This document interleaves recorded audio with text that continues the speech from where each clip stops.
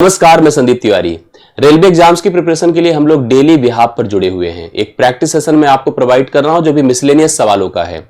बहुत कुछ डिपेंड करता है कि हम लोग यहाँ पर कैसे एक दूसरे से कनेक्टेड है। इस पर हम लोग यहाँ पर कॉन्सेप्चुअल क्लासेस भी कवर करने की कोशिश करेंगे, टॉपिक उठाएंगे, टॉपिक पर प्रैक्टिस लेंगे और आप सभी लोग अपने पूरे कमिटमेंट के साथ अगर रेलवे की परीक्षाओं की प्रिपरेशन आप कर रहे हैं तो जुड़िए, पढ़िए और अपने कॉन्सेप्ट को मजबूत करिए।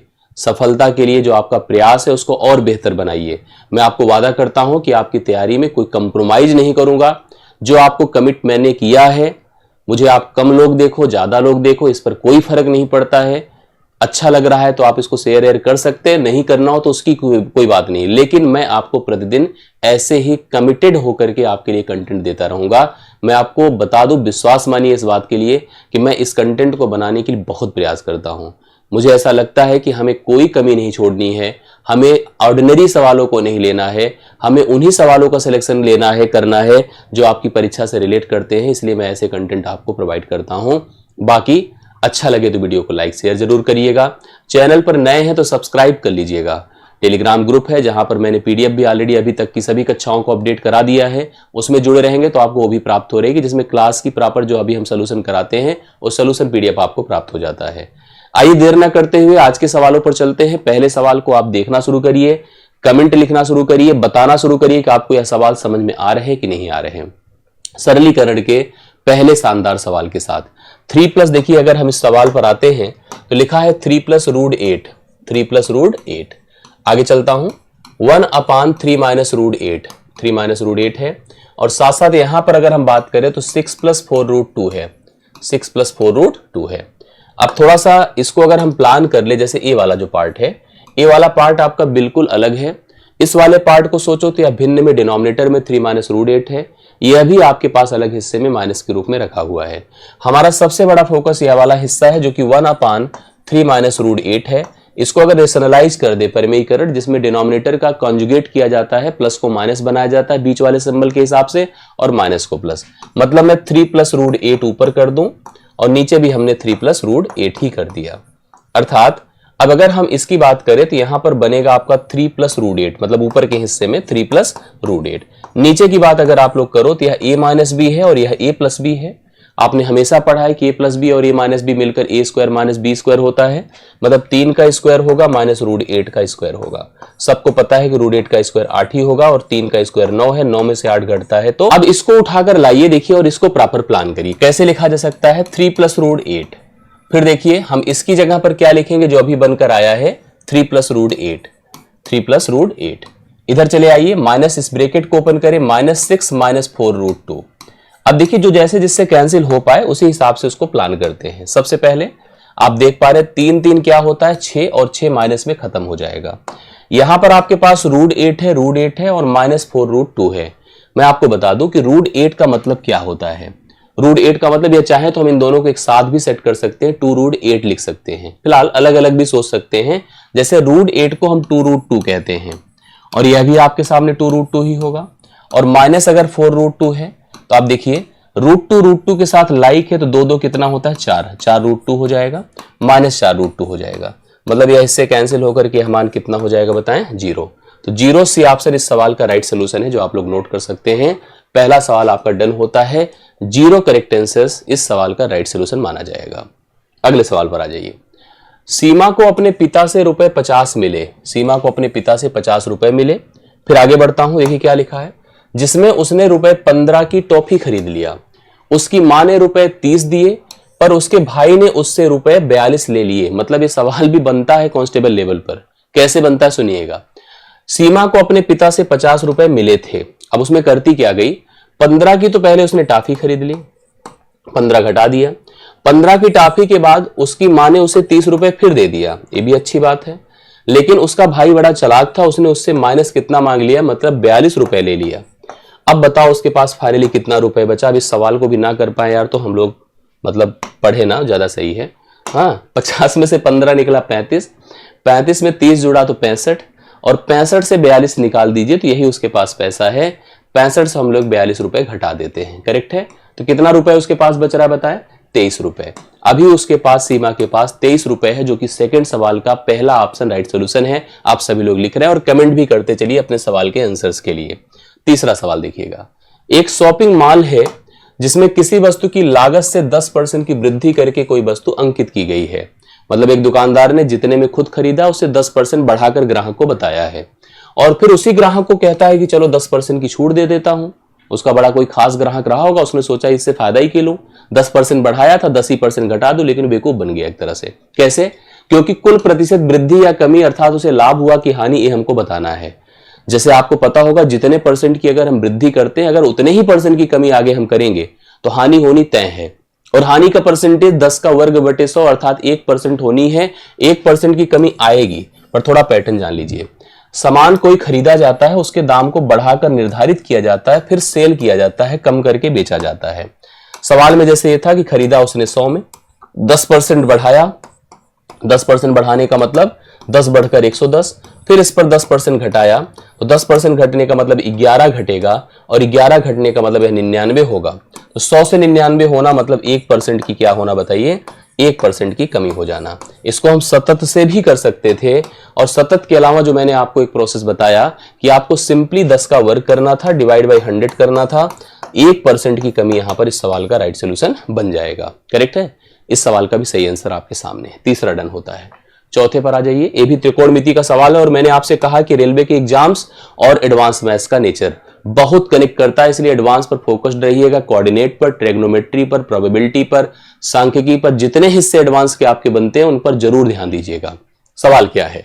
साइन की पावर 6a प्लस कॉस की पावर 6a माइनस 1 है, और इसका मान निम्नलिखित में क्या होगा ये हमको स्पष्ट करना है। अब डायरेक्टली इसको बता पाना बहुत टफ है, लेकिन आपको दो फार्मूले एकदम कनेक्ट होंगे। एक तो जैसे a square plus B square, a plus B का होल स्क्वायर। अब सुनिए, अच्छा एक बात बताइए, मैं इस जो साइन की पावर 6 है ना, इसको दो तरह से लिख सकता हूं। साइन की पावर 6 को जो लिखा हुआ है, मैं इसको लिख सकता हूं साइन स्क्वायर a का होल क्यूब, और या तो साइन क्यूब a का होल स्क्वायर। बताइए ये लिखना सही है कि ये लिखना सही है? ये डिपेंड करता है आपकी सोच पर। मैं आपको बता दूं, अगर हमारे पास a square plus B square है तो इसका प्रसार हम नहीं कर सकते, लेकिन अगर मेरे पास a cube plus B cube है तो हम इसका प्रसार कर सकते हैं। इसलिए हम इस फॉर्मेट में जाना उचित समझेंगे। मतलब हम इसको लिखेंगे साइन स्क्वायर a की power 3 plus cos square a की पावर 3 माइनस हमने लिखा है 1। अब आपकी जानकारी के लिए बता दूं, और आपको पता होगा, इतना सबको अवेयरनेस है। क्या यहां लिखता हूं, देखिए a cube plus B cube क्या होता है बताइए? पहले ब्रैकेट में a प्लस बी, दूसरे ब्रैकेट में a square minus A B plus B square. ये फॉर्मेट होता है। ठीक है, आइए सब लोग लिखिए। सबसे पहले इनको उठा लीजिए, और जैसे इसको a मानिए और इसको आप b मानिए, जैसे लिखा है उसी फॉर्मेट में लिखिए। सबसे पहले लिखिए sign square a plus cos square a हो गया पहले ब्रैकेट का हिस्सा। दूसरे ब्रैकेट में जाते हैं, a स्क्वायर मतलब sine square a minus A B का मतलब क्या हो जाएगा? Sine square a। देखिए ध्यान से, अब हम जैसे क्या लिख रहे हैं सुनिएगा, यहां पर थोड़ा सा इसको आप अपने दिमाग से सेट करिएगा, इसको इधर लाइए और स्पेस बनाइए। हम पहले हिस्से में लिख रहे हैं sine a plus B, a का मान आपका साइन स्क्वायर a है, ध्यान रखिएगा। लिखूंगा sign square a plus cos square a, ये पहला हिस्सा हो गया। दूसरे ब्रैकेट में चलिएगा, साइन, अब देखिए a स्क्वायर लिखा तो हम लिखेंगे साइन स्क्वायर, अब होल स्क्वायर करना तो साइन की पावर 4a हो जाएगा, minus sign square a cos square a, क्योंकि जो a b लिखा है, plus cos square a, cos power 4a हो जाएगा, और माइनस 1 कर दीजिए। अब आपको पता है कि sine square theta plus cos square theta 1 होता है, तो यह मान 1 हो जाएगा। अब बच रहा है इतना हिस्सा। अगर इसकी बात करो तो आपके सामने क्या लिखा है मैं आपको बता दूं। अगर हम इसको एक पैटर्न के हिसाब से सोचे तो साइन की पावर 4 थीटा, कॉस की power 4 theta minus sine square theta cos square theta करके प्रेजेंट किया गया है। इसको हम फार्मूले में ले जा सकते हैं, फार्मूला बना सकते हैं। वो भी कैसे बना सकते हैं सुनिएगा।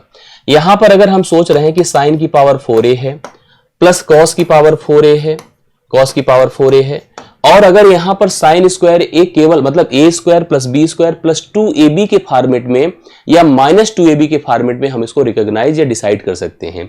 मेरे हिसाब से जो स्क्वायर होल स्क्वायर प्लस में रहना ज्यादा बेनिफिशियल आपके लिए रहेगा।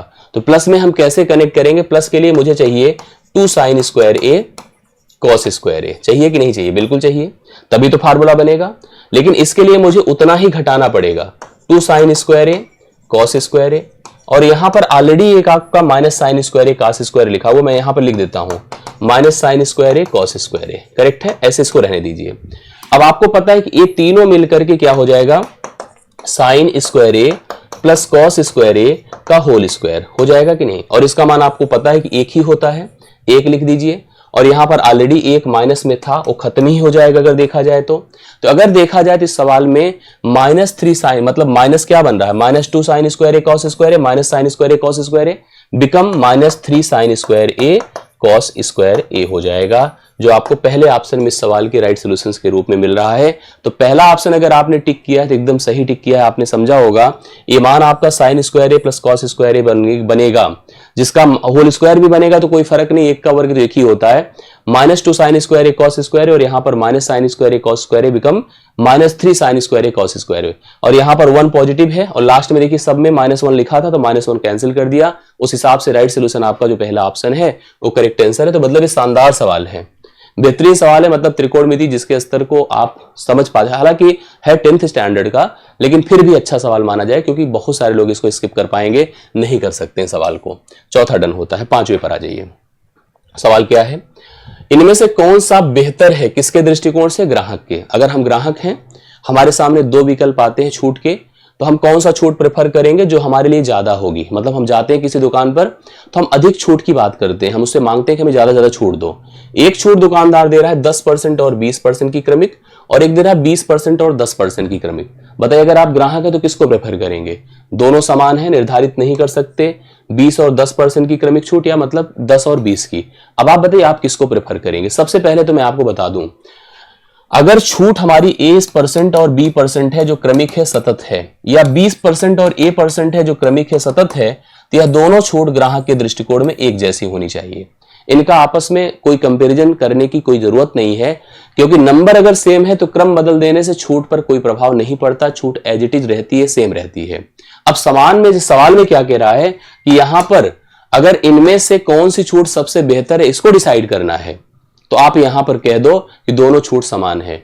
और बात आती है कि अगर हम इसकी समतुल्यता की, इसका इक्विवेलेंसी क्या है, तो नियम वही होगा, चाहे इसको फॉलो कर ले चाहे इसको ले ले। जैसे हमने लिखा 10 + 20 - 10 × 20/100, ठीक है, ये 30 होगा और ये 0 0 खत्म होगा, -2 होगा, मतलब 28% की यह क्रमिक छूट मानी जाएगी, चाहे हम पहले से चले और चाहे हम दूसरे से चले, अर्थात 28% की क्रमिक छूट को हम लोग यहां पर रियल छूट मानेंगे। यह 5वें सवाल का राइट सोल्यूशन होता है। छठे पर आइए। छठा नंबर देखिए क्या लिखा हुआ है, समझिएगा। एक बैग में 10 रुपए, 20 रुपए तथा 50 रुपए के नोट है जो कि 1, 3 और 5 के अनुपात में है। यदि बैग में रखी गई कुल राशि 1920 रुपए है, तो 20 रुपए के नोटों की कुल संख्या बता दो कितनी होगी। हमारे पास कितने कितने रुपए के नोट है, 10 रुपए वाले हैं, 20 रुपए वाले हैं और 50 रुपए वाले हैं। ये 3 प्रकार के नोट हैं। इनकी संख्या का रेशियो हम लोग को दिया हुआ है। संख्या मतलब जैसे जितनी संख्या में नोट हैं, जैसे 10 रुपए के 5 नोट है तो 5 नोट माना जाएगा संख्या। इनकी संख्या देखिए कुल, यहां पर सबसे पहली बात नोटों की संख्या का अनुपात 1:3:5 है, यही सवाल है ना। एक बैग में 10 रुपए, 20 रुपए तथा 50 रुपए के नोट 1, 3, 5 के अनुपात में है। यदि बैग में रखी गई कुल राशि 1920 रुपए है, टोटल अमाउंट कितना दिया बताएं, 1920 रुपए दिया है। अब सवाल में हमसे कह रहा है 20 रुपए के नोट की कुल संख्या। एक चीज दिमाग में रख लीजिए, कभी भी आपको ऐसे सवालों में अगर संख्या का अनुपात दिया है तो आपको कुल मान अर्थात कुल मूल्य देता है। जैसे इस सवाल की बात करो तो यहां संख्या का अनुपात दिया है, आपको इसको मूल्य के अनुपात में कन्वर्ट करना होगा। मूल्य के अनुपात में कैसे करो, तभी तो हम ब्रेक कर पाएंगे, तभी हम चीजें डिसाइड कर पाएंगे। मूल्य के अनुपात में कन्वर्ट करना बहुत आसान है। जैसे आप इनको थोड़ा सरल कर दीजिए, 1 होगा, 2 होगा और 5 होगा। अब आप इसकी वैल्यू करें, 1 हो जाएगा, 2 3 6 हो जाएगा और 5 5 25। ये इनके मूल्यों का अनुपात होगा, ये इनके मूल्यों का अनुपात होगा। और कुल मूल्य दिया कितना, 1920। 25 6 31, 1 32 होता है। 32 बराबर अगर 1920 है, 32 बराबर क्या है, 1920 है। हम इसको डिवाइड कर सकते हैं। देखिए एक बार ले जाइए तो 6 जाएगा, मतलब 1 से बार करिए 6 बार जाएगा। 6 दूना 12, 6 3 18 19, 1 का मान 60 हो गया। सवाल में पूछा 20 रुपए के नोटों की कुल संख्या, तो 20 वाला हिस्सा है जिसका अगर मूल्य पूछूं तो 6 से गुणा कर दे, 360 है। 360 रुपए अगर मुझे 20 20 के नोटों में है 20-20 के नोटों में अगर 360 रुपए हैं तो बताइए अपने पास कुल कितनी नोट होनी चाहिए। इसके लिए हमें क्या करना होगा, यहां पर हम लोग को भाग करना होगा। जैसे ये चीज देखिए हम गुणा करके लाए ना, यही चीज आपको भाग करना पड़ेगा। किससे?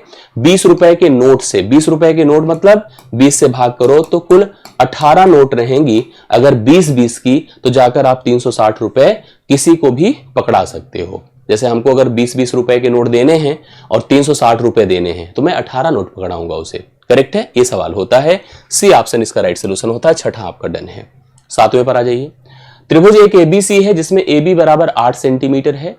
एबीसी बना है और AB की लेंथ दिया है। कोण ए का समद्विभाजक बाइसेक्टर आंतरिक रूप से BC पर D पर मिलता है, BC पर जाकर D पर मिलता है। BD बराबर 6 सेंटीमीटर है। BD कितना है? 6 सेंटीमीटर। और DC बराबर 7.5 सेंटीमीटर है। तो CA का मान आपको बताना है क्या होगा। एक त्रिभुज देखिए अपने पास ABC है, ऐसे बना दिया ABC। करेक्ट है, ध्यान से सुनते चलिएगा। एक त्रिभुज है जिसका मान ABC, जिसमें AB है 8 सेंटीमीटर। कोण A का समद्विभाजक, ये देखिए समद्विभाजक मतलब कोण A को 2 इक्वल पार्ट्स में बांटने वाला, BC पर जाकर D पर मीट करता है। किस पर? D पर मीट करता है। BD का जो हिस्सा है वो 6 सेंटीमीटर है और DC का जो हिस्सा है 7.5 सेंटीमीटर है। दिख रहा है? तो CA का मान आपको बताना है कितना हो जाएगा। इसका एकदम क्रॉस रिलेशन होता है। कैसा? सुनिएगा। यह इससे रिस्पेक्ट करता है या इससे रिलेट करता है। कब? जब यह कोण का समद्विभाजक हो रहा है। देखिए फिगर तो प्रॉपर आपको समझ में आ गया। अब मेन चीज हमारी जो रिक्वायरमेंट्स है, हमें AC का मान बताना है। देखिए AC का मान निकालने के लिए हम 2 त्रिभुज बनाए हैं और 2 त्रिभुज को हम देख रहे हैं कि जो कोण है बीच का वो बाइसेक्टर ही क्रिएट किया है अपना। अगर बाइसेक्टर क्रिएट किया है तो इनका रिस्पेक्ट मतलब एक दूसरे के साथ जो रिलेशंस होंगे वो अकॉर्डिंगली ही होंगे। इसके लिए पहले तो आप इन भुजाओं का संबंध देखो कैसे दिया है। ये दशमलव अगर हटा दे, 0 लगा दे, 15 चौके 60 होता है, 15 पचे 75, अर्थात इन दोनों भुजाओं का रिलेशन 4 और 5 के अनुपात में है। अब सोचो 4 का मान अगर 8 है तो कितने से मल्टीप्लीकेशन है? 2 से। तो 5 का मान करने के लिए 2 से गुणा कर दो। कितना हो जाएगा बताइए? मतलब जिस रिस्पेक्ट में 4 से 8 हुआ था उसी रिस्पेक्ट में 5 से कितना होगा? 10 होगा। अर्थात अगर सही पूछा जाए तो इस AC की लेंथ आपके सामने सीधी साधी 10 सेंटीमीटर हो जाएगी, जो डी ऑप्शन में आपको दी गई है। आई होप आपको यह सवाल भी एकदम क्लियर हो गया होगा। अगले सवाल पर चलो। ये सवाल देखिए क्या कह रहा है। यदि हमारे पास लिखा है 2 की पावर x माइनस 2 की पावर x माइनस 1 बराबर 8 है, तो अपने से सवाल में पूछा है 2x square plus 4x plus 3 का मान बताओ कितना होने वाला है। आइए कंफर्म करते हैं, सवाल की बात करते हैं। लेकिन इन सब के लिए अगर अपने को x का मान क्लियर हो जाए तो परफेक्ट हो जाए, ऑल द बेस्ट हो जाए। कैसे कर सकते हैं सुनिए। मैं 2 की पावर x को यहां से कॉमन जैसे ही करूंगा आप मुझे कहोगे सर यहां 1 बचेगा, और यहां कहोगे सर 1/2 बचेगा। बोलो क्यों? 2 की पावर x निकल गया, पूरा निकल गया, और यहां 2 की पावर x बचेगा। तो x दरअसल क्या होता है ना, भाग देता है। मतलब इससे निकलना मतलब भाग देना। तो x तो खत्म हो जाएगा, घट जाएगा, लेकिन आपका -1 रह जाएगा। अर्थात किसी की पावर अगर -1 लगा है तो पॉजिटिव बनाने के लिए हमें नीचे ले जाना पड़ता है। और बराबर आपके पास 8 है तो 8 रहने दीजिए। अब 2 की पावर x है और गुणे यह 1/2 है, बराबर 8 है। अर्थात 2 की पावर x को हम लिख सकते हैं 16 और 2 की पावर x को हम लिख सकते हैं 2 की पावर 4। बेसिस अगर सेम है तो x का मान आपका सिंपली 4 हो गया, क्योंकि पावर को भी इक्वल ही कर देना होगा। अब x का मान बताएं कितना हो गया? 4। ठीक है, अब यहां लिखिए 2 और 4 का स्क्वायर प्लस 4 गुणे 4 प्लस 3। अब इसी पे सब्स्टिट्यूट किया, 4 चौके 16 दूना 32, 16 दूना कितना होता है? 32, 4 चौके 16 प्लस 3 48, 3 कितना हो जाएगा बताएं? 51। डी ऑप्शन अगर आपने लगाया है तो परफेक्ट है, 51 राइट सोल्यूशन है। और कंफर्म करते चलिएगा सभी लोग, ठीक है, जिससे कि हम अगले सवाल पर आए तो एकदम श्योर रहे आप लोग भी, हम लोग भी। सवाल अगला नंबर देखिए, 9 नंबर क्या है। कितने समय में रुपए 4400 ब्याज की 8% वार्षिक दर पर 4576 रुपए हो जाता है। मतलब अपने पास 4400 रुपए थे प्रिंसिपल के तौर पर, 4400। ब्याज की दर कितनी थी बताएं? ब्याज की दर थी 8% पर एनम। मतलब जो हमारे पास पैसा हमने जमा किया था 4400 रुपए, ब्याज की दर थी 8% पर एनम। और सबसे इंपॉर्टेंट कह रहा है कि यह पैसा हो कितना जाता है अमाउंट के रूप में, 4576 हो जाता है। कह रहे यदि चक्रवृद्धि ब्याज अर्धवार्षिक संयोजित हो रही थी तो समय बताओ क्या हो जाएगा। आइए मैं करके देता हूं, आप लोग समझिए, एकदम क्लियर हो जाएगा। अर्धवार्षिक में हम सबको पता है कि दर आधी हो जाती है, दर आधी होती है तो 4% होगा। और समय डबल हो जाएगा। जितना भी समय रहता है वो आपका समय डबल हो जाएगा। और अगर समय डबल होगा तो इस 4 का उपयोग जो परसेंटेज में है, जिसे हम 1/25 लिखेंगे ना 4/100 करने पर, यह प्रिंसिपल से अमाउंट 2 बार के सक्सेसिव इंक्रीज को अप्लाई करेगा। 25 से 1 जुड़कर 26 होगा और 25 से फिर 1 जुड़कर क्या होगा, 26 होगा। हम इसको 2 बार के इंक्रीज की तरफ वहां पर लेकर चलेंगे और इसी से हम इसको कनेक्ट भी कर लेंगे। या हम ऐसे भी कर सकते हैं, मैं आपको बता दूं, जैसे अगर आप इसको सोचो तो यह पैसा कितना था, 4400 था, और यह पैसा कितना था, 4576 था। हम थोड़ा इसको काटने का प्रयास करें। मेरे ख्याल से अगर हम 11 से काटे, 11 चौके 44, 400 होगा। 11 चौके 44 हुआ, 1 11 1 11, 11 6 66 हुआ। ठीक है, और थोड़ा सा प्रयास अगर कर ले, 11 चौके 44, 11 1 11, 11 6 17, 11 6 66, और से काटिए, 4 से काटिए कितना होगा, 100, और 4 से काटिए, 4 1 4, 4 चौके 16, 104 हो गया। फिर से एक बार देख लीजिएगा जिससे कि और क्लियरिटी बन जाए, समझ में चीजें आ जाए। यहां पर फिर से देखिए, हम इसको काटे तो यह 50 हो जाएगा, या हम 4 से सीधा काटते हैं तो 4 से कितना हो जाएगा, 25, 4 से, और 4 से काटिए 26। ठीक है, मैच कर रहा है कि नहीं कर रहा है। यह जो प्रयास था यह कितनी बार में बनकर आया है, आप सबको समझ में आया होगा। यह आपको कितनी बार में, 2 बार में बनकर आया। अब एक चीज तो समझ में आ ही गया होगा कि यह 25 से 26 हो रहा है। 25, इसका मतलब 25 किससे कनेक्टेड है, 4400 से, और 26 किससे कनेक्टेड हुआ, 4576 से। और रियली सोचो तो 25 से 26 होना तो एक ही बार के इंक्रीज को दिखा रहा है। अंतिम में हम 25 से 26 ही तो पहुंच गए हैं, एक ही बार के इंक्रीज को दिखा रहा है, तो मतलब एक ही छमाही तो हुई, एक छमाही का ही इंक्रीज तो आपके सामने है। अगर एक छमाही है तो 6 ही माह का तो वक्त होगा टोटल। मतलब इस सवाल का हल अगर हम सोच रहे हैं तो कुल समय अपने पास 6 महीने का होगा। 6 महीने का मतलब एक छमाही का होगा, और एक छमाही इस सवाल का राइट सोल्यूशन होगा। मतलब ए ऑप्शन इस सवाल का करेक्ट आंसर माना जाएगा। 9वां सवाल आपका डन होता है, देख लीजिएगा और आगे बढ़िएगा 10वें सवाल पर। देखिए 10वां सवाल क्या कहता है। 250 सैनिकों के लिए 30 दिनों के पर्याप्त भोजन आवर्ती थी। कितनी, एक छावनी रही होगी जहां पर सैनिक रहते हैं, सैनिकों के खाने का अरेंजमेंट है। वहां पर सैनिकों का टोटल जो कलेक्शन है वो 250 है। उनको खिलाने की जो व्यवस्था की गई टोटल 30 दिनों के लिए की गई है। मतलब 30 दिन का खाने पीने का सिस्टम वहां रखा हुआ है। यदि 50 सैनिकों ने शिविर में भाग ही नहीं लिया, मतलब 50 लोग आए ही नहीं, तो कह रहा है खाद्य सामग्री अब कितने अधिक दिन तक चलेगी, मतलब कितना दिन और बढ़ा सकते हैं। मेरी बात को विशेष तौर पर ध्यान सुनिएगा। अगर मेरे पास 250 सैनिक थे तो हम खाने की व्यवस्था 30 दिन की कर चुके थे। अब सैनिकों की संख्या कह रहा है केवल 200 है, क्योंकि 50 सैनिक तो आए ही नहीं। अब कह रहा है 200 ही लोग खाएं तो कितने दिन तक खाएंगे, 200 ही लोग खाएं तो कितने दिन तक खाएंगे। हमने कहा 50 चौके 200 होता है, 50 पंचे 250 होता है। 4 से काट दीजिए, 4 से इसको हम लोग डिवाइड, या 2 दूना 4, 2 15 कर देते हैं। और इस हिसाब से देखिए हमने जैसे लिखा है 50 सैनिकों ने शिविर में भाग ही नहीं लिया। अब इस हिसाब से सोचा जाए तो यहां पर देखिए यार डायरेक्टली हम काट दिए होते, 2 15 बार 2 से फिर काट दीजिए, या ना काटिए तो आप ऐसे कैसे कर सकते हैं बताइए। 15 पचे 75 होगा, 75/2 मतलब 37.5 दिन भोजन चलेगा। अब सोचो 30 ही दिन का अरेंजमेंट था और चल कितना रहा है, 37.5 दिन, मतलब आधे दिन के बाद 7 दिन के बाद बंद कर दिया जाएगा। 30 अगर हम इसमें से घटा दें तो अपना कुल 7.5 दिन एक्स्ट्रा चलेगा। जो भोजन वहां पर कलेक्टेड था उस भोजन को अगर 50 सैनिक खाने नहीं आते हैं, 250 में केवल 200 ही सैनिक आते हैं, तो अब भोजन 7.5 दिन एक्स्ट्रा चल जाएगा। तो डी ऑप्शन इस सवाल का राइट सोल्यूशन है। आप सभी लोग उतार लीजिए। 10वां सवाल आपका डन होता है। 11वां देखिए, निम्न व्यंजक का मान बताओ क्या होगा। यह भी बड़ा अच्छा सवाल है। अब इस सवाल में एक बात मैं आपको बता दूं, एक रिलेशन आप दिमाग में रख लो। मैं यहां लिख रहा हूं a³ + b³ + c³ -3abc बराबर a + b + c दूसरे ब्रैकेट में a² + b² + c² -ab -bc -ca।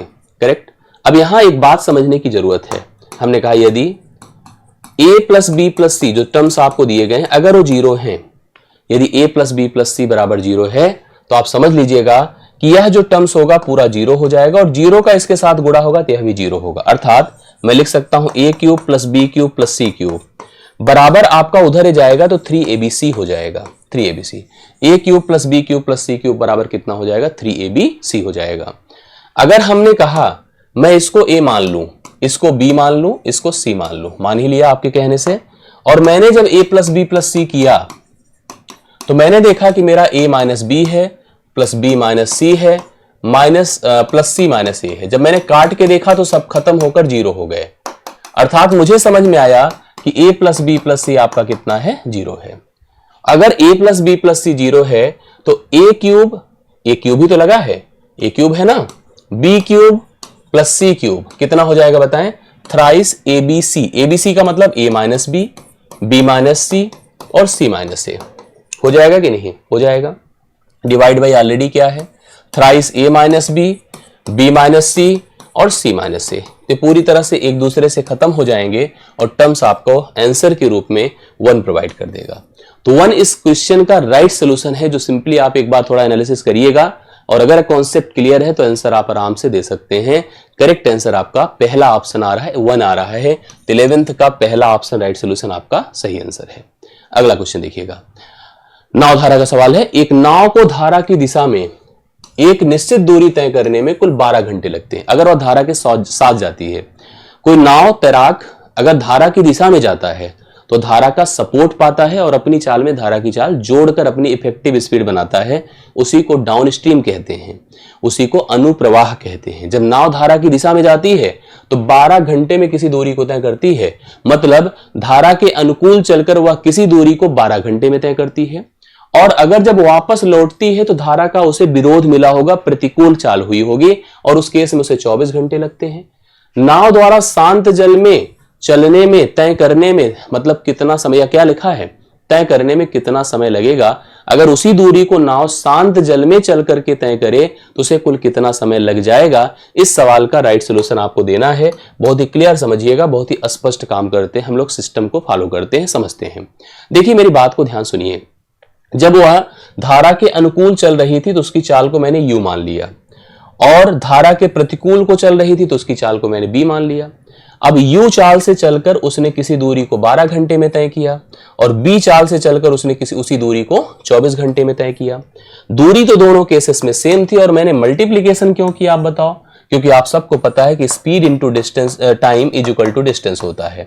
मतलब उसने दूरी तय किया होगा ना, उसकी ये चाल थी अनुकूल ना, और इसको अगर कहीं वेरीफाई करना है तो आप कर दो, x प्लस वाई होता है। x मतलब शांत जल में उसकी चाल और y मतलब धारा की चाल, और अगर v का मान आपको बताना है तो आप x माइनस वाई कर दो, कोई दिक्कत की बात नहीं। हम ऐसे में अनुकूल तथा प्रतिकूल चालों का अनुपात बना सकते हैं, क्योंकि दूरी तो सेम है ना। u गुणे 12 बराबर b गुणे 24, 12 1 के 12, 12 दूना 24। u रेशियो v बराबर क्या हो जाएगा बताइए, 2 अनुपात 1। मतलब अनुकूल तथा प्रतिकूल चालों का अनुपात 2 अनुपात 1 है। मैं आपको बता दूं, अनुकूल तथा प्रतिकूल चालों का अनुपात 2 अनुपात 1 दिया है। एक चीज दिमाग में सेट कर लीजिए आप सभी लोग, और सेट क्या करना चाहिए, इसको कंफर्म कर लीजिए, जिसकी क्लियरिटी आपके पास रहे उसको स्पष्ट करिए कि यहां पर जो हमारे पास 2 अनुपात 1 की चाल बनकर आई है, मतलब 2 की चाल अगर हमारी धारा के साथ चलकर है, 1 की चाल हम धारा की दिशा में चलकर चलते हैं, तय करते हैं। हम ऐसी केस में अगर कभी किसी समान दूरी को तय करते हैं तो हमारी चालों का अनुपात समयों के अनुपात के व्युत्क्रमानुपाती हो जाता है। समय का अनुपात यहां से हम क्लियर भी कर सकते हैं, इसमें कोई दिक्कत की बात नहीं। अच्छा, लेकिन सवाल क्या पूछा इसको सोचो।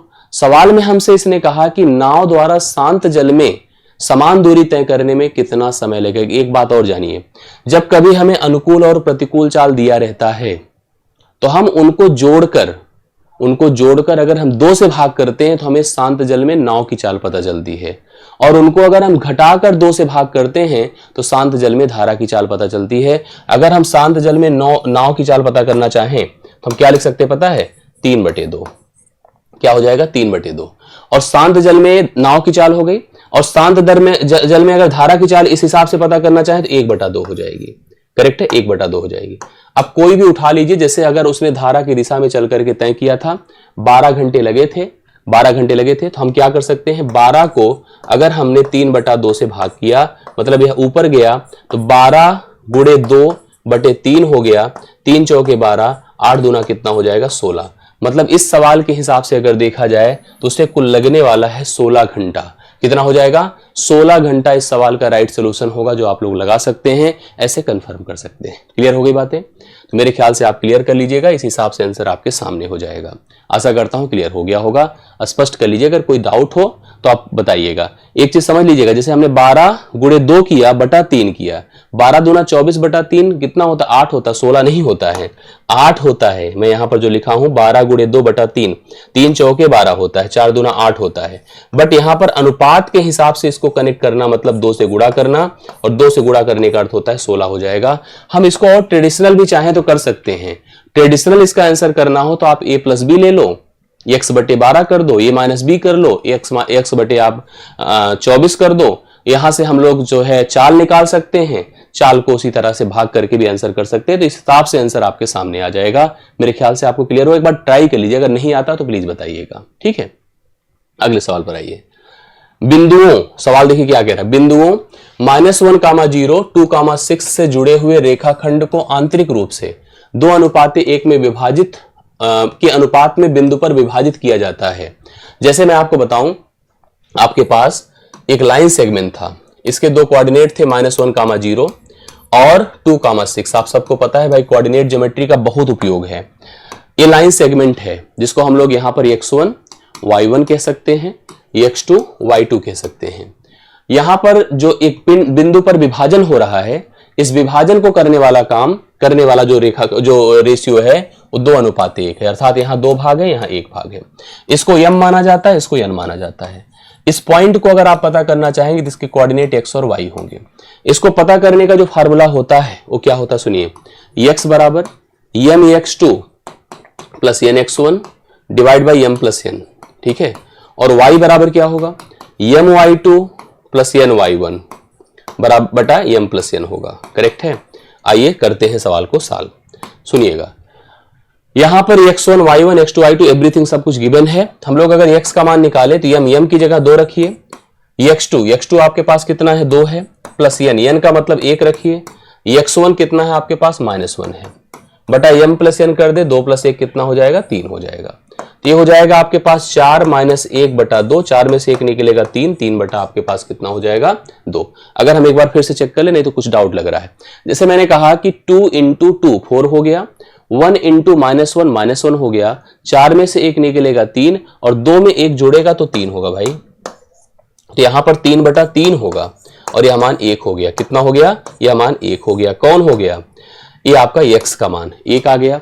अब y की तरफ अगर हम लोग चलते हैं, y की तरफ सेम उसी फॉर्मेट पर देखिए, ये लिखा हुआ है m की जगह कितना है, 2 है, y2 की जगह कितना पुट कर दे, 6 है, प्लस n की जगह कितना है, 1 है, और y1 की जगह पे देखो 0 लिखा हुआ है। 0 को लिखने का कोई फर्क तो होता नहीं है, बटा आप 2 + 1 करिए, अनुपाती पदों का जोड़ 3 होगा, 6 दूना 12 ही होगा, इसका अर्थ खत्म कर दे, 3 चौके 12 होता है, 4 होगा। 1, 4 इस सवाल का राइट सोल्यूशन होगा, सी ऑप्शन आप लोग लिख सकते हैं। 13वां नंबर डन होता है। चलिए 14 पर आ जाइए, और इस सवाल को ध्यान से देखिएगा, ये बहुत शानदार सवाल आपके सामने आया हुआ है। यदि किसी विद्यालय में सांख्यिकी का बहुत उपयोग है आपके यहाँ, यदि किसी विद्यालय में कक्षा x की 50 लड़कियों की ऊंचाई के सर्वेक्षण के आंकड़े सेंटीमीटर में दिए हैं। जैसे हमसे कहा है 150 सेंटीमीटर से कम, 140 मतलब 0 से लेकर 140 सेंटीमीटर तक। अब 145 सेंटीमीटर से कम मतलब 140 से 145 तक, 150 सेंटीमीटर से कम, 155 सेंटीमीटर से कम, 160 सेंटीमीटर से कम, ऐसे हमें आंकड़े दिए गए हैं। उनकी ऊंचाइयों की माध्यिका बता दे क्या होगी। माध्यिका मैं आपको बता दूं, जो ये आंकड़े दिए गए हैं ये आपकी क्या है पता है, क्युमुलेटिव फ्रीक्वेंसी है, फ्रीक्वेंसी नहीं है, ये संचयी बारंबारता है। संचयी बारंबारता और बारंबारता में फर्क क्या होता है इसको भी समझिए आप लोग। जैसे मैं आपसे कोई एक बात बोलूं, मैंने आपसे कभी कहा कि 0 से 10 नंबर पाने वाले कुल 5 बच्चे हैं, 10 से 15 नंबर पाने वाले स्कूल में कुल 7 बच्चे हैं, 15 से 20 नंबर पाने वाले कुल 8 बच्चे हैं, 20 से 25 नंबर पाने वाले कुल 3 बच्चे हैं। ऐसे स्कूल के बच्चों की संख्या की बात हो रही है। अब सुनिए, मैं आपसे क्या कह सकता हूं कि 10 से कम नंबर, या हम कह दें 10 से कम नंबर पाने वाले बच्चे कितने हैं, 5 हैं। 10 से कम नंबर, मैं आपसे कहूं 15 से कम, 15 से कम का मतलब 15 से 10 और 10 से 0, अर्थात 15 से 0 की बात करा, 7 5 12 हो गया। मैं कह रहा हूं 20 से कम, 20 से कम मतलब 20 से 15, 15 से 10, 10 से इतना, तो 8 7 15 हो गया। मतलब इसमें भी आप 12 8 जोड़ दीजिए, कितना हो जाएगा? 20 हो जाएगा। ऐसे मैं 25 से कम कहूंगा, 3 इसमें और जुड़ जाएगा, 23। यही आपकी क्युमुलेटिव फ्रीक्वेंसी का कॉन्सेप्ट होता है। अगर आपको कभी भी किसी सवाल में, जैसे यहां पर सवाल में क्युमुलेटिव फ्रीक्वेंसी दिया है, तो आप इसको पहले बारंबारता में कन्वर्ट करें। बारंबारता में वैसे एक चीज मैं आपको बताऊं, जैसे जब क्युमुलेटिव फ्रीक्वेंसी संचयी बारंबारता दी जाती है तो हमें मीडियन जैसे कर, क्योंकि इसमें सवाल में क्या पूछा है? माध्यिका पूछा है। माध्यिका का सिस्टम क्या होता है? माध्यिका के लिए अगर आपको इस तरह के सवाल दिए जाएं तो दो प्रकार से हम माध्यिका निकाल सकते हैं। एक तो ओजाइव बना के निकाल सकते हैं, ओजाइव बनाकर निकाल सकते हैं, दूसरा फार्मूला बनाकर निकाल सकते हैं। अब यहां पर फार्मूला तो भाई याद ही करना चाहिए कि अगर कभी इस तरह के आंकड़े हम लोग को दे दिए जाएं तो माध्यिका के लिए नियम हमको बनाना चाहिए कि यहां पर माध्यिका कैसे डेवलप होगी। उसके लिए हमें माध्यिका भी चाहिए, हमें फ्रीक्वेंसी भी चाहिए, हमें यहां पर सूत्र भी पता होना चाहिए, क्योंकि हम डायग्राम बनाकर आंसर नहीं कर सकते हैं। माध्यिका जो मीडियन का नियम होता है, मैं यहां लिख देता हूं, फिर बारंबारता हम आपको समझा देंगे। ये होता है L0 plus n/2 minus CFP divide by F into I. ये रूल होता है माध्यिका निकालने का। अब आप कहोगे इसमें क्या क्या चीजें हैं? L0 मतलब lower limit of median class, ऐसी कक्षा जिसकी वैल्यू, जो बीच की वैल्यू को होल्ड करता है, उसे लोअर लिमिट कहते हैं। कुल कितनी वैल्यूज है उसका आधा कर दे, n/2 हो गया। जिस क्लास को मीडियन क्लास माना जाएगा उसके पहले की संचयी बारंबारता कितनी थी, घटेगी। उस क्लास की बारंबारता कितनी है, भाग देगी। गुणे क्लास विड्थ कितनी है, उससे गुणा होगा, तब जाकर माध्यिका आती है। सवाल तो अभी ये बनता है कि फ्रीक्वेंसी कितनी है। पहले का 4 ही होगा, जैसे अभी पीछे हम आपको समझाए हैं उसी तरह सोचिए। जैसे यहां पर देखिए 5, यहां पर ये फ्रीक्वेंसी थी, ये CF थी, ये 5 ही था, और यहां पर ये 12 हो गया। तो 12 से फिर 7 कैसे बना, इससे घटाया। यहां पर देखिए आप 11 से 4 घटाएं, 7 होगा। देखिए 7 4 11, इससे इसको घटा दें, कितना हो जाएगा? 18, क्योंकि 11 18 29 होता है। 40 से 29 घटा दे 11, 46 से 40 घटा दे 6, 50 से 46 घटा दे 4। इस प्रकार से हम लोग यहां पर बारंबारता निकाल सकते हैं। टोटल आंकड़े कितने हैं बताएं? 50 हैं, जो टोटल 50 हैं। n/2 कर दें, अर्थात 50/2। 50/2 मतलब कितना होता है? 25। 25वां आंकड़ा किस क्लास में है बताएं? 25वां आंकड़ा किस क्लास में है? इस क्लास में, जिसमें 29 तक आया है। मतलब 0 से 4 तक पहली क्लास में, फिर उसके बाद 11 तक इस क्लास में और 18 तक इस क्लास में। एक क्लास क्या है? 150 से कम। मतलब लिखा कैसे जाएगा? 140 से 45 है, उसके बाद फिर 50, यहां पर कैसे 150 से कम लिखा है ना, 145 से 150 लिखा जाएगा। यही क्लास आपकी मीडियन क्लास है, जिस क्लास में सबसे बीच की वैल्यू है 50 आंकड़ों की आधा 25 होता है, 25वीं वैल्यू यहां पर है। अब इसी फार्मूले का उपयोग करें। L0 इसकी लोअर लिमिट कितनी है? 145 माइनस प्लस 145 के ऊपर ही होगा, और 145 के ऊपर होगा तो ये तो बिल्कुल नहीं होगा। अब इन्हीं में देखते हैं कौन सा ऑप्शन हो सकता है। n/2 करा था, 25 आया था। जिस क्लास को हम मीडियन क्लास माने उसके पहले की संचयी बारंबारता 11 है, और इसकी बारंबारता कितनी? 18 है। क्लास विड्थ कितनी है? देखिए 5 का है, 5 का है। आइए सोल्यूशन कर लेते हैं हम लोग। यहाँ पर 145, ठीक है, लमसम आंसर आ जाएगा। 14 है, 14/18, 2 सते 14 है, 2 9 18, 7/9 है, 7 बचे 35 कर दीजिए। 35/9 करिए तो 9 त्रिक 27, 3 पॉइंट समथिंग जाएगा, तो 148.89 हो जाएगा। यही इस सवाल का राइट सोल्यूशन होगा, बी ऑप्शन। इस तरह से हम लोग माध्यिका निकालते हैं। हालांकि ये टाइम टेकन थोड़ा सा होता है, लेकिन आपको सांख्यिकी एक चैप्टर के रूप में बहुत ही सीरियसली पढ़ना है, क्योंकि रेलवे एग्जाम्स में ऐसा सवाल अगर पूछ लिया तो कंफ्यूजन होती है, और इस सवाल को DI में भी कन्वर्ट किया जा सकता है ऐसे फिगर दे करके, इसलिए इस पर तैयार रहिएगा। अंतिम सवाल पर हम लोग आज के सेशन पर चलते हैं। बहुत ध्यान से इसको भी क्लियर करिए। देखिए क्या है सवाल, ये भी बड़ा शानदार दमदार सवाल है। एक तंबू इस प्रकार है कि उसका निचला हिस्सा 12 मीटर की ऊंचाई के एक सिलेंडर की तरह है। एक सिलेंडर की तरह ऐसे है जिसकी 12 मीटर ऊंचाई है। ये देखिए एक सिलेंडर है जिसकी हाइट कितनी है बताएं? 12 मीटर है। अब आगे बढ़ते हैं। जिसका व्यास 112 मीटर है, व्यास अगर 112 मीटर है तो रेडियस हो जाएगी 56, करेक्ट है। उसका शीर्ष भाग 112 मीटर के उसी व्यास के आधार के साथ एक शंकु की तरह है। यहां पर शीर्ष पर एक शंकु है, और 60 मीटर जो तिर्यक ऊंचा है, 60 मीटर ऊंचा है, तिरछा ऊंचा है, ध्यान से देखिएगा।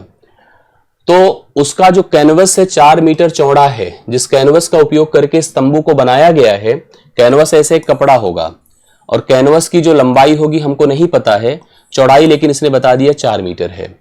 तंबू को बनाने के लिए कैनवस की, पूरे तंबू को बनाने के लिए कैनवस की जो आवश्यकता होगी कितनी होगी।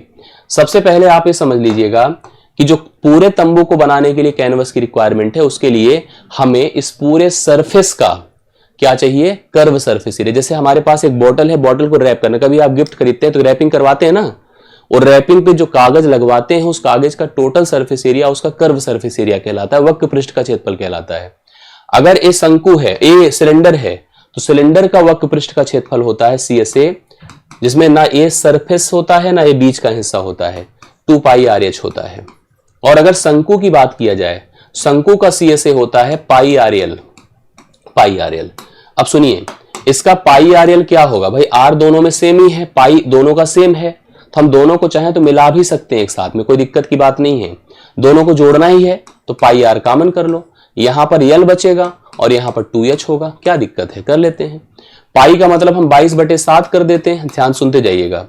R का मतलब 56 दोनों में सेम है, L यहां पर 60 है बिल्कुल दिख रहा है, और H का मतलब 12 है, 12 दूना कितना हो जाएगा, 24 हो जाएगा। ऐसे लिखते चलिए भाई, देखो यही एरिया है, यही क्या है, एरिया है। इसमें देखिए 7 8 56 है, थोड़ा कटपिट करके भी अच्छा हो जाएगा। 22 गुणे आप 8 कर दो, गुणे 60 20 80 4 84 कर दो, ये एरिया है पूरे कैनवस की। बट जो कैनवस हमने खरीदने की योजना बनाई थी, जब मार्केट में गए तो उसने एक डंडे में ऐसे लपेट के कपड़ा रखा था। उसने कहा सर हमारे यहाँ 4 मीटर चौड़ा कपड़ा है, तो हमने कहा यार हमको कुल इतने मीटर स्क्वायर चाहिए, तो उसने कहा आप इसको डिवाइड करा लो 4 से डिवाइड करो, उतने मीटर आप उसमें डंडे से कटवा के ले जाओ, आपका काम हो जाएगा। यहाँ रेट भी पूछ सकता है कि 1 मीटर का रेट अगर इतना है तो कुल खर्चा कितना आएगा। 4 दूना 8 होता है, अब 22 दूना 44 हो गया, 44 गुणे 84 कर दीजिए, 84 है ना, तो 22 44 होके कितना होगा, 6 होगा। यहाँ पर आप इसे गुणा कर लीजिए, गुणा करना मैंने आपको कई बार सिखाया है।